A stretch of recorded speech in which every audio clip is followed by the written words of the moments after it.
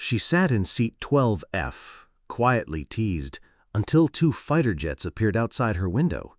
Then everyone finally realized who she was. The woman in 12F wasn't someone you'd spot on first look. That was intentional. She liked it that way. Her name was Commander Naen, though none of the passengers on that journey knew it yet. To them, she seemed like nothing more than another normal traveler going from Dallas to Washington. Just another face in the shuffle of boarding calls and overhead bins. She walked down the jet bridge with measured steps, a small black carry-on trailing at her side, her posture squared yet at ease. Her clothes were simple, dark slacks, a sweater, sneakers worn from travel. Short natural curls framed her face, her expression blank. She didn't move like someone in a rush, nor like someone trying to prove a point. Yet, the moment she reached her row, the tension ignited. Seat 12F, window, first class. The man in 12D, a broad businessman with a gold timepiece, catching the glare, glanced up from his phone to her boarding pass. "You sure you've got the correct section?" he asked, voice laced with that polite cruelty people use when they think they're witty. "Yes," Naen replied calmly, her tone firm but not harsh. That was all. She didn't clarify. She didn't have to. Sliding past him, she placed your bag beneath the seat, settling in. But he wasn't the only one observing.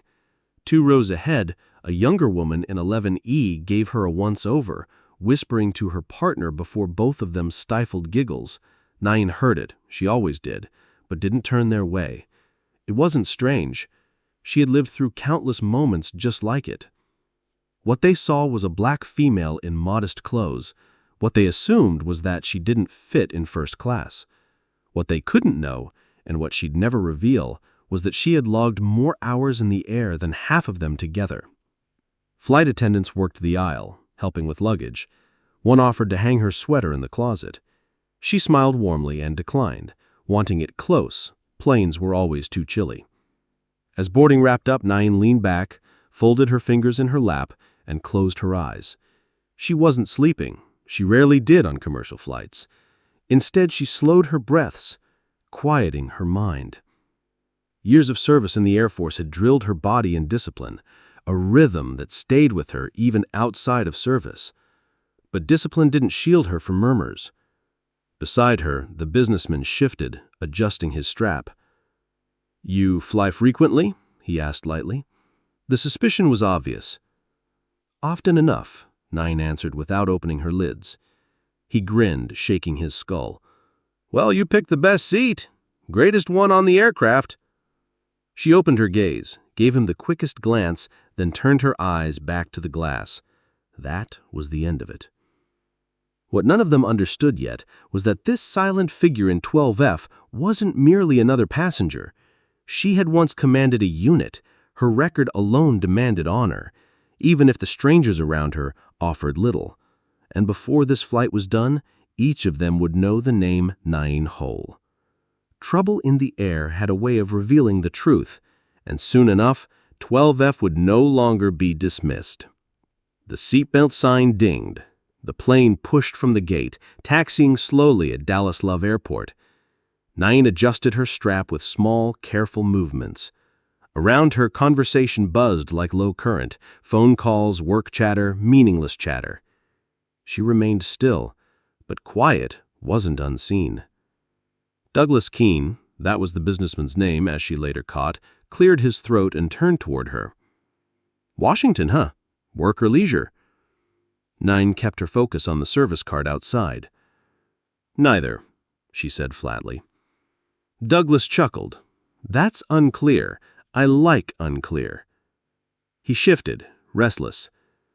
"You reside there?" "No." He frowned, irritation creeping into his tone.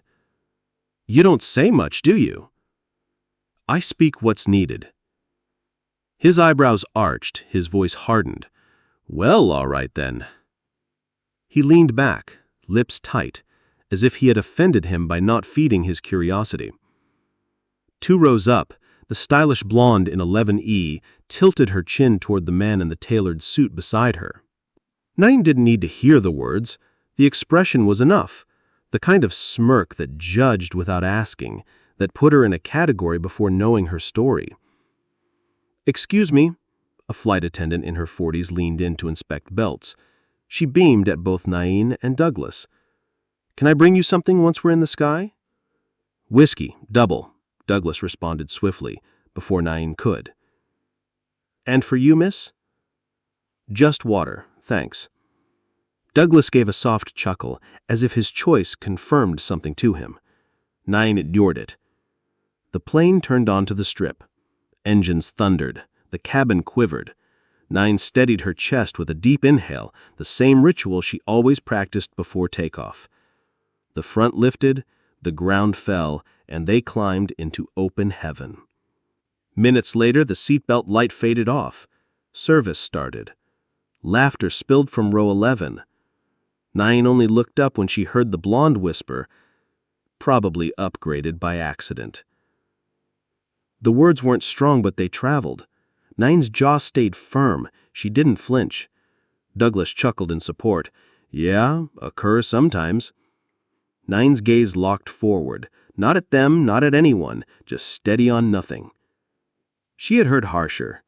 She had endured far more than whispered remarks in airplane cabins. The trick wasn't silence. It was choosing when to break it. Douglas leaned nearer, voice low.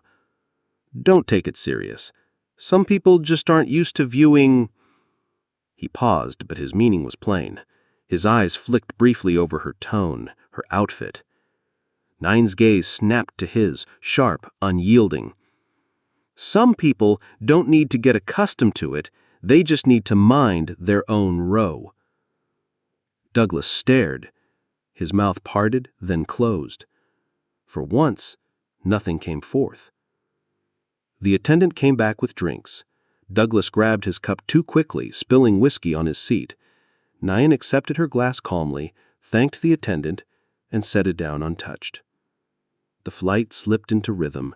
Engines hummed, air cooled, passengers pulled out devices, headphones, pillows. But in row 12, the tension remained, quiet but charged.